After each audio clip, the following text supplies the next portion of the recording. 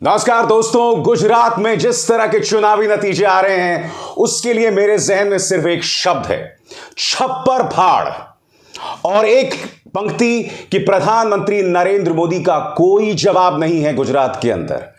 150 सीटें। दोस्तों, इस वक्त जब मैं शो रिकॉर्ड कर रहा हूं, भारतीय जनता पार्टी 150 सीटों की तरफ बढ़ रही है।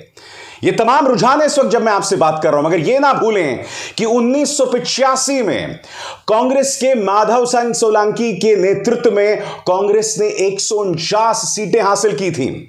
यानी कि आज दो चीजें हो रही हैं। नंबर एक, 2002 का प्रधानमंत्री नरेंद्र मोदी का अपना रिकॉर्ड भारतीय जनता पार्टी ने तोड़ दिया है, यह कहा जाए प्रधानमंत्री नरेंद्र मोदी ने तोड़ दिया है। और दूसरा रिकॉर्ड 1985 का कांग्रेस का, जो रिकॉर्ड तोड़ा जा चुका है। वाकई दोस्तों, गुजरात के अंदर यह बात स्पष्ट हो चुकी है कि 1990 के बाद से वहां की जो फिजा बदली, वहां अब किसी पॉलिटिकल पार्टी के लिए जगह नहीं है। कांग्रेस के पास एक स्वर्णिम मौका था 2017 का, मगर उसने न सिर्फ उस मौके को गंवा दिया बल्कि पिछले 5 साल कोई मेहनत नहीं की, जिसके चलते अब आप देख रहे हैं कि भारतीय जनता पार्टी 150 सीटों की तरफ पहुंच रही है। तो इसकी वजह क्या है दोस्तों?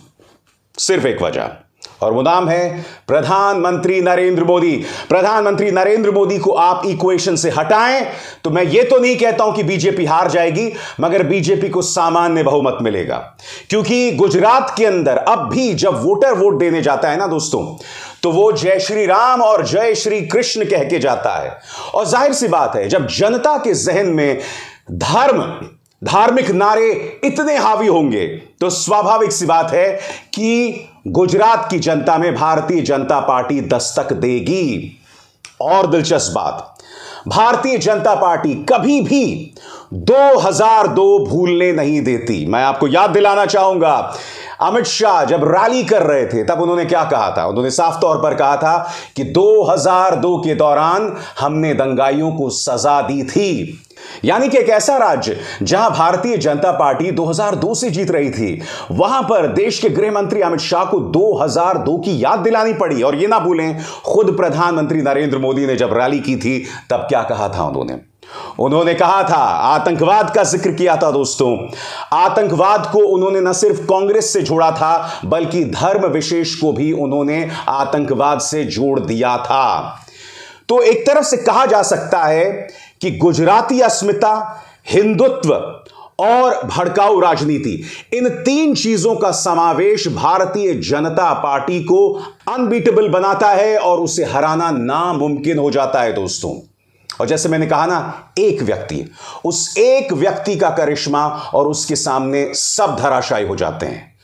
मैं आपको बतलाना चाहूंगा दोस्तों कि आखिर क्या वजह है कि गुजरात के चुनावों में ना प्रियंका गांधी वाड्रा उतरी, ना राहुल गांधी। क्योंकि कांग्रेस जानती थी कि जैसे ही आप राहुल गांधी को मैदान में उतारेंगे तो मुकाबला राहुल गांधी बनाम नरेंद्र मोदी हो जाएगा गुजरात के अंदर, यानी कि एक आसान जीत। कांग्रेस ये उम्मीद कर रही थी कि शायद डोर टू डोर कैंप करके या जमीनी कैंपेनिंग करके उसे जो है जीत मिल सकती थी, मगर जैसे मैंने कहा ना, मुंगेरी लाल के हसीन सपने, ये मुंगेरी लाल के हसीन सपने ही थे और उसके अलावा कुछ नहीं। कांग्रेस अगर चुनौती दिखाई देती तो उसे मेहनत करनी चाहिए थी। उसकी चर्चा मैं कुछ देर बाद करूंगा दोस्तों, मगर सबसे पहले प्रधानमंत्री नरेंद्र मोदी की हम बात करना चाहेंगे।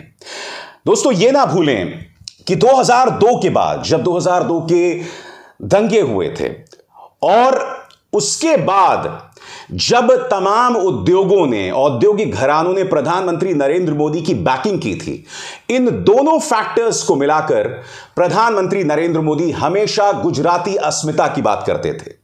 जब 2002 की कैंपेनिंग चल रही थी दोस्तों, उस दौरान भी मैं आपको बतलाना चाहूंगा, प्रधानमंत्री नरेंद्र मोदी 5 करोड़ गुजरातियों की बात करते थे। क्योंकि उस वक्त जब 2002 के बाद चुनाव हुए थे तो मैं जमीन पर था और प्रधानमंत्री नरेंद्र मोदी अपने हर चुनावी सभा में गुजराती अस्मिता की बात करते थे। यह बार बार कहते थे कि गुजराती जनता की तौहीन की गई, उसे तिरस्कृत किया गया। और यही नहीं, उनका वो नारा भी, मियां मुशर्रफ साथ ही हम 5 हमारे 25 ये तमाम नारे जो हैं 2002 से आज तक प्रधानमंत्री के लहजे में दिखाई देते हैं जब वो गुजरात में उतरते हैं। हालांकि उस तरह के उग्र तो नहीं है जैसे 2002 में, क्योंकि अब वो प्रधानमंत्री बन गए हैं। जाहिर सी बात है 20 साल में वक्त गुजर जाता है, मगर इन 20 सालों में गुजराती अस्मिता का अभिन्न अंग हो गए हैं प्रधानमंत्री नरेंद्र मोदी। हर गुजराती परिवार के लिए मानो प्रधानमंत्री उनके परिवार का एक हिस्सा है। अब आप मुझे बताइए, परिवार का एक सदस्य, सबसे जो वरिष्ठ सदस्य है, अगर कुछ गलती भी करेगा तो क्या परिवार वाले लोग उसे माफ नहीं करेंगे? तो ऐसे में अगर मोरबी में एक हादसा भी हो जाता है तो क्या उसका कोई असर पड़ेगा? अगर दूसरी लहर में अहमदाबाद के अंदर ऑक्सीजन की कमी से इतने लोग मारे जाते हैं, एक एक अर्थी पर 3-3 लाशें जलाई जाती हैं, ये 2 मुद्दे काफी थे भारतीय जनता पार्टी को कटघरे में रखने के लिए। मगर 150 सीटें ये बतला रहा है कि गुजरात की जनता ने मानो पूरे दम के साथ पूरा फैसला कर लिया था कि हमें प्रधानमंत्री नरेंद्र मोदी को जितलाना है, बीजेपी को जितलाना है। जी हां, यह है मोदी फैक्टर जो गुजरात में काम करता है और उनका कोई रिप्लेसमेंट नहीं, उनका कोई सानी नहीं। एक और बात बतलाना चाहता हूं, आखिर क्या उम्मीदें हैं विपक्ष के लिए? देखिए, जब तक प्रधानमंत्री का कार्यकाल है तब तक तो बिल्कुल भी नहीं है, और उसके बाद भी गुजरात इस कदर भगवामय हो गया है कि भारतीय जनता पार्टी के गिरफ्त से छुड़ाना कांग्रेस या आम आदमी पार्टी के लिए नामुमकिन है। जी हां, इस कदर भगवामय हो गया है, क्योंकि यह ना भूलें 1990 में लाल कृष्ण आडवाणी राम रथ यात्रा निकालते हैं। उसके बाद 1992 में, जैसे कि 6 दिसंबर में, अभी 2 दिन पहले की बात है, बाबरी गिराया जाता है। इन 2 घटनाओं ने गुजरात की सूरत और सीरत पूरी तरह से बदल दी और मानो पृष्ठभूमि बनाई जाने लगी नरेंद्र मोदी के प्रवेश के लिए। नरेंद्र मोदी को गुजरात का सीएम बनाया जाता है और उसके बाद 2002 हो जाता है, और उसके बाद ना गुजरात ने मुड़ के देखा, ना प्रधानमंत्री नरेंद्र मोदी ने मुड़कर देखा। तो यह तो बात हो गई प्रधानमंत्री नरेंद्र मोदी और इनके करिश्मे की। अब हम बात करना चाहेंगे कांग्रेस की। दोस्तों, कांग्रेस की बात करें तो यह ना भूलें 2017 में कांग्रेस ये चुनाव लगभग जीत जाती, मगर फिर मणिशंकर अय्यर का बयान आता है जिसमें उन्होंने प्रधानमंत्री को नीच किस्म का इंसान बताया। उसके बाद माहौल पूरी तरह से बदल गया और वो कांग्रेस जो जीत की उम्मीद कर रही थी वो पीछे हट गई। मगर मैं आज आपसे एक सवाल पूछना चाहता हूं, जिस कांग्रेस को 77 सीटें मिली थी, 5 साल में तो उसे मेहनत करना चाहिए था ना। 5 साल बाद वो इस स्थिति में होती कि आज चुनावों में बराबरी की कम से कम हालत होती। मगर कांग्रेस को देखिए, इस कदर, जिसे कहते हैं ना, नाक रगड़ दी गई है जमीन में।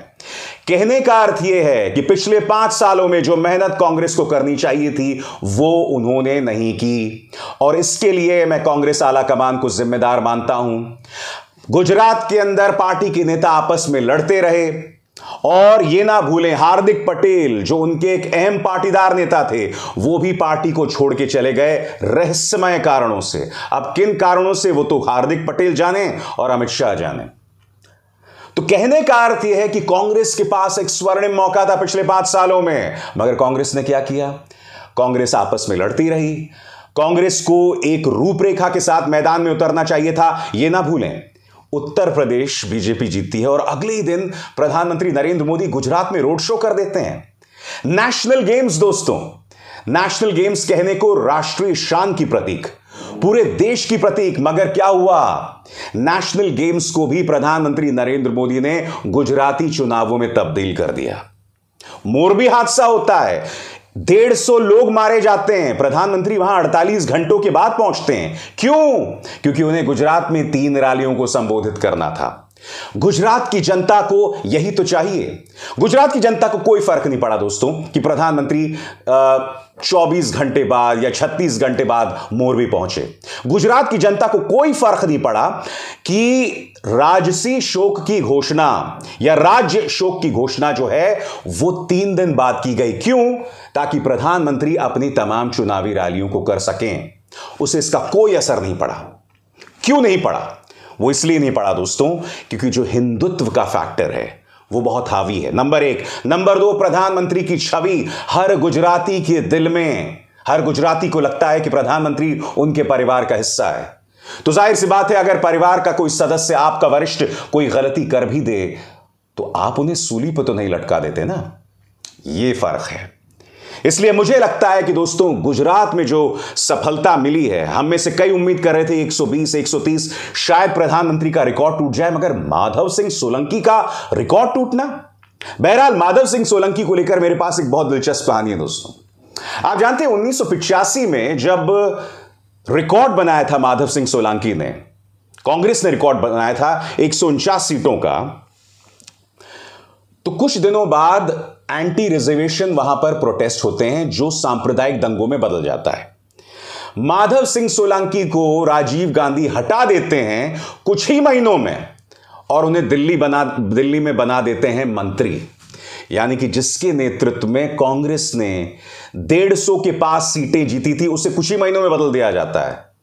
यह हालत है कांग्रेस की। यानी कि जो मजबूत नेता रहे उन्हें उस वक्त से दबाया जा रहा था, दोस्तों। कांग्रेस ने एक के बाद एक गलती गुजरात में की और आज की तारीख में भारतीय जनता पार्टी से मुकाबला करना उसके लिए नामुमकिन है। 2017 में मौका था, अगर पिछले 5 साल ये लोग मेहनत करते तो आज सूरत हाल अलग होती, मगर आप जानते हैं दोस्तों कांग्रेस की क्या हालत है। हर राज्य में जो है जूतम पैजार चल रही है। छत्तीसगढ़ जहां 2/3 बहुमत है, वहां पर भी जूतम पैजार, भूपेश बघेल वर्सेस टीएस सिंहदेव। पंजाब जहां पर उम्मीद की जा रही थी कि वो लोग सत्ता में आएंगे, वहां चरणजीत सिंह चन्नी और नवजोत सिंह सिद्धू में लड़ाई। राजस्थान सचिन पायलट वर्सेस अशोक गहलोत लड़ाई। तो कांग्रेस की हर राज्य में वही हालत है, इसलिए गुजरात से भी बहुत ज्यादा उम्मीदें नहीं की जा सकती। मगर आज का दिन यकीनन दोस्तों ऐतिहासिक दिन है। गुजरात के अंदर जिस तरह से बीजेपी 150 के पास पहुंच गई है वो अप्रत्याशित है। खासकर एक ऐसी पॉलिटिकल पार्टी जो कोरोना की दूसरी लहर में आलोचना का सामना कर रही थी। मोरबी पुल हादसा हाल ही में हुआ था और 27 सालों से वो सत्ता में थी। एंटी इनकम्बेंसी का कोई फर्क बीजेपी पे नहीं पड़ा और उसकी सिर्फ एक वजह है, प्रधानमंत्री नरेंद्र मोदी। सिर्फ एक नाम, मोदी मोदी मोदी। अब इज़हार शर्मा को दीजिए इजाजत। नमस्कार। स्वतंत्र और आजाद पत्रकारिता का समर्थन कीजिए, सच में मेरा साथी बनिए। बहुत आसान है दोस्तों, इस ज्वाइन बटन को दबाइए और आपके सामने आएंगे ये 3 विकल्प, इनमें से एक चुनिए और सच के इस सफर में मेरा साथी बनिए।